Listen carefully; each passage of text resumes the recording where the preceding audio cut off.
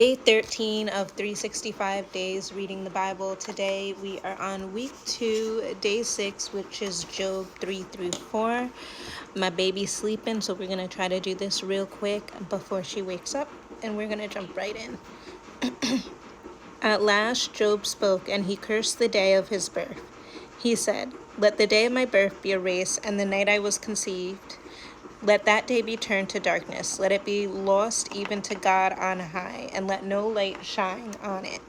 Let the darkness and utter gloom claim that day for its own. Let a black cloud overshadow it, and let the darkness terrify it. Let the night be blotted off the calendar, never again to be counted among the days of the year, never again to appear among the months. Let the night be childless. Let it have no joy. Let those who are experts at cursing, whose cursing could rouse Leviathan, curse that day. Let its morning stars remain dark. Let it hope for light, but in vain. May it never see the morning light. Curse the day for failing to shut my mother's womb, for letting me be born to see all this trouble. Why wasn't I born? Why didn't I die as I came from the womb? Why was I laid on my mother's lap? Why did she nurse me at her breast?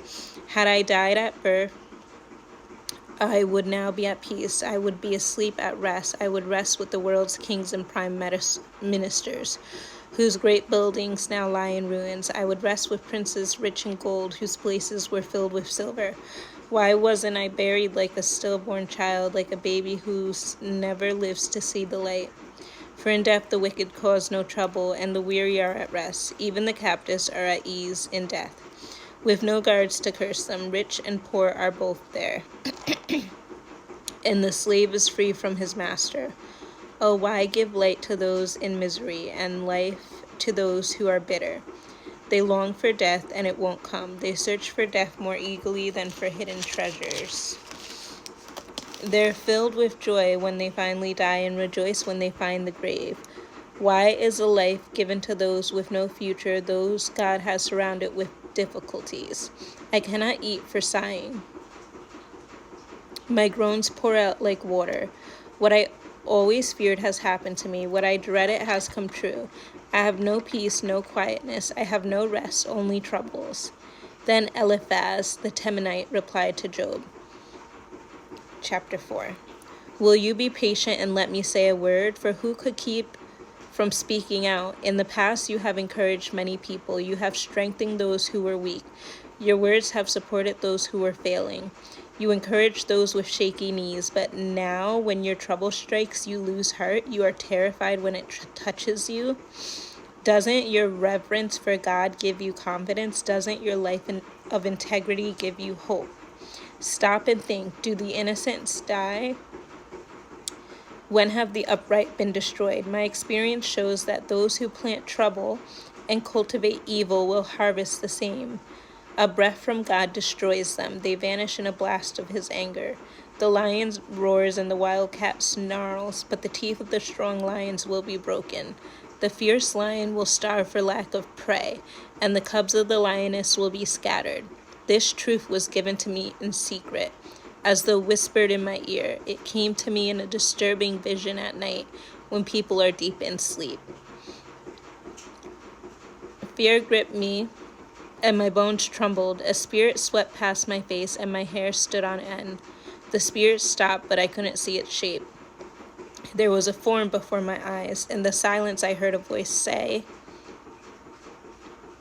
'Can a mortal be innocent before God? Can anyone be pure before the Creator? If God does not trust his own angels and has charged his messengers with foolishness, how much less will he trust people made of clay? They are made of dust, crushed as easily as a moth. They are alive in the morning, but dead by evening, gone forever without a trace. Their tent cords are pulled, and the tent collapses, and they die in ignorance." And that is the end of chapter 4. Yeah, we just are reading 3 and 4 today.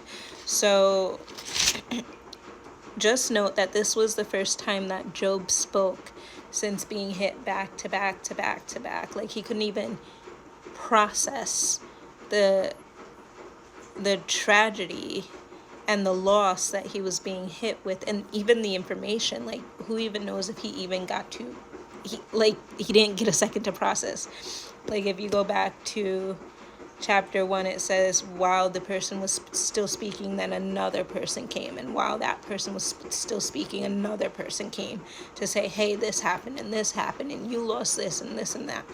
So this was the first time that Job spoke, and that's why he's speaking that way about his life. He's sad, he's hurting, he's mortified. So just stick with it. The book, just stay with the book. Job is one of my favorite books of the Bible, because it just, I've been through some stuff in life, and seeing how Job reacts to loss, to suffering, it's just incredible to see, and it sets the bar, because whether you want to admit it or not, suffering will come your way. That's just the reality of being human. So Job is a book that everybody should get familiar with. And that's all I'm going to say. I'll see you guys tomorrow for day 14. Again, I said a little note about this yesterday. I'm posting all of these on my YouTube as well. Just in case, we somehow this app disappears next week, we can still be together going through this book, and finishing out this 52 weeks strong. If you don't see, for some reason, one of the days on this app, it might have got flagged or whatever. There's a lot of words in this book. There's a lot of powerful words in this book, and there's a lot of words that ruffle some people's feathers, and then sometimes it gets striked for review. The truth is the truth, period. It's not changing. But some people don't like the truth, and so sometimes my videos, like one of my videos, is still under review. But yeah, check the YouTube if you don't see it here, and I'll see you tomorrow. Have a good night.